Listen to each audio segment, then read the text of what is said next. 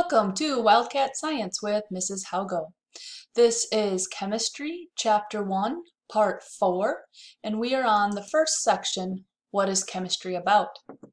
Previously, on Part 3, you were introduced to significant figures and how it's important to use significant figures so we don't lie to people, and how to do significant figures when you are measuring length, mass, or volume, and how to keep track of them when you are doing a calculation using measurements so you don't lie to people about how precise your answer is.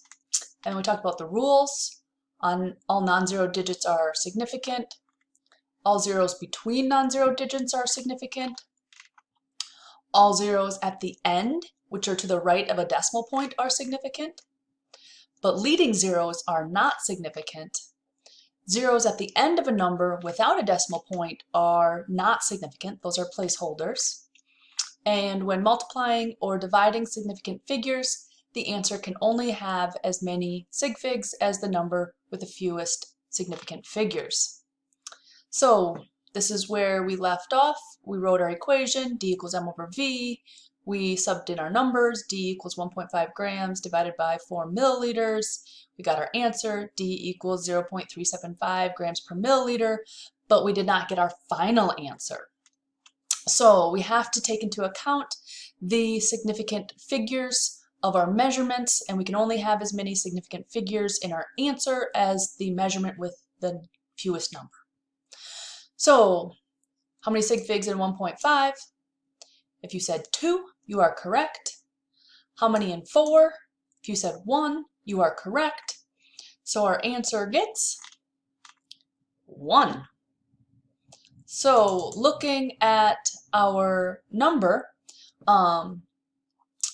so this one doesn't count because that is a leading zero. It's a zero before any non-zero numbers. So our 3 is going to count, but we know from rounding rules that that's going to round up to a 4. So our answer is going to be 0.4, doesn't want to write it, 0.4 grams per milliliter. So you might be saying, but Mrs. Algo, this one had more information than this one does. This one does have more digits, but those other 2 digits, they're lying. We don't know the precision, we don't know our answer that precise, and we don't want to lie to people, so we can only tell them to one significant digit. So the density is 0.4 grams per milliliter. So something to consider is that exact conversion factors don't count when counting significant figures. So when you're doing an exact conversion factor, you get to keep all of your digits. So let's go through an example. Convert 7,866 centimeters into meters. So thinking back, we know that a centimeter is 1/100th of a meter. So there are going to be 100 centimeters in 1 meter. And we know that 1, just to play devil's advocate, 1 would have one meter would have one significant figure, which would mean that our answer would only have 1, which would mean we'd only have like 8. We'd say that 7,866 centimeters is the same as 8 meters, and we know that's not true. So the conversion factors can have as many significant digits as you need. So let's set this up according to dimensional analysis, which you're going to learn specifically later on in the video. Okay, please copy that down and we'll talk about what we did. So 7,866 centimeters, and we put that over 1, our original quantity over 1, times our conversion factor, and it's 100 centimeters are in 1 meter. And I'm going to want centimeters to cancel. And so I'm going to put 1 meter on the top because that's what I want my answer in. And we'll go through that a little bit more. We'll go through that in more depth later. So centimeters cancel. And I am left with 7,866 times 1 meter divided by 1 times 100. So 7,866 divided by 100, we know is going to be 7.866, and my answer is the one that I'm left with, meters. So don't worry about significant figures because they're going to keep coming back and back and back in chemistry, so you'll get plenty of chance to practice them. For right now, we are going to move into another number thing that you need to know in chemistry, scientific notation. So hopefully you are pretty comfortable with scientific notation and it's just a good review. Otherwise, now is a great time to learn it. So why do we use scientific notation? Even if this is a review, please write it down. It is used for very large and very small numbers. Also, it is used to show significant figures. And scientific notation is written in the format m times 10 to the nth, where m is a single digit between 1 and 10, and n is how many decimal places we need to move the decimal point. So if the number is more than 1, if it's a big number, the exponent n is positive. And if it's a tiny number, if the number is less than 1, the exponent n will be negative. So let's look at pages 16 and 17. Looking at this figure, they have powers of 10 greater than 1. So we know 10 to the 1 is 10, 10 to the 9th is 1,000 million, 1 billion. And they're easy when they're just powers of 10. When we get another little other numbers in there, they get a little more confusing. But we do know, let's say we had 1,500, and that's bigger than 1. So my exponent is going to be positive in scientific notation. And we know that 1.5 times 1,000 is 1,500. And so 1.5 times 10 to the third, which is 1,000, is the same thing. So let's look here. Convert 34,500 to scientific notation. So we have to move our decimal point here to where a number between 1 and 10. So we go 1, 2, 3, 4. So I had to move it 4 places to get 3.45.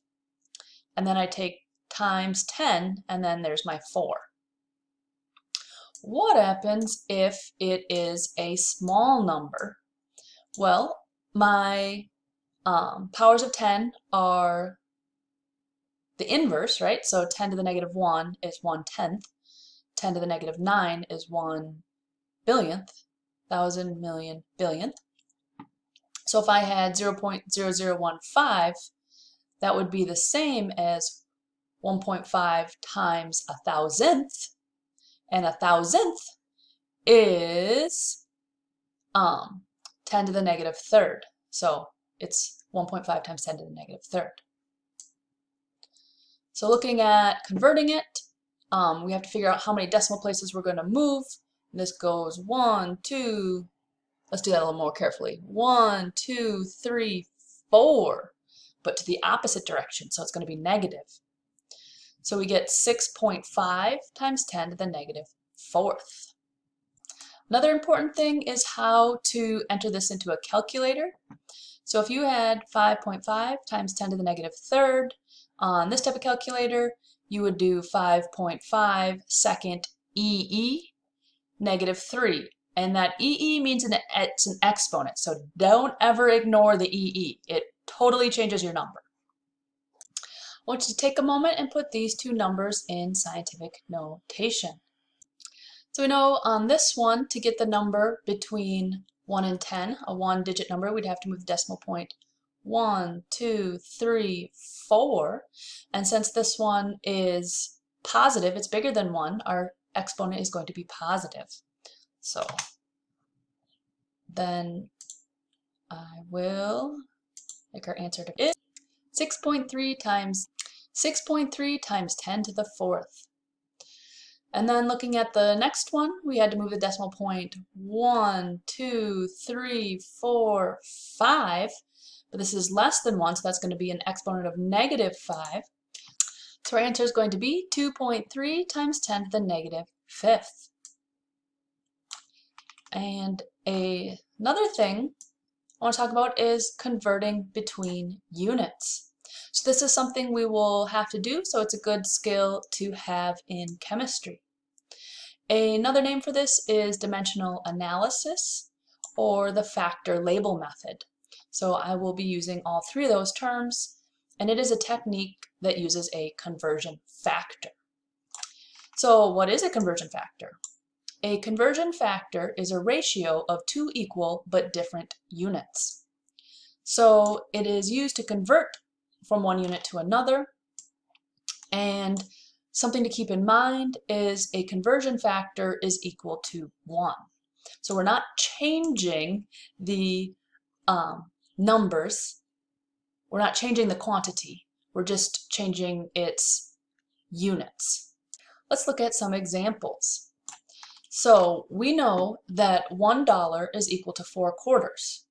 The opposite is true, or the inverse is true. 4 quarters is equal to $1.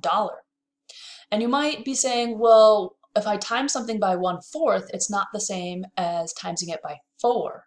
But you do have to keep into consideration what the units are. So if I have $2, that's 8 quarters. They're the same thing, even though they're different numbers. So that should make sense to you, and just keep that in mind when it gets a little bit more difficult when we add in a lot of the chemistry molecules and stuff like that.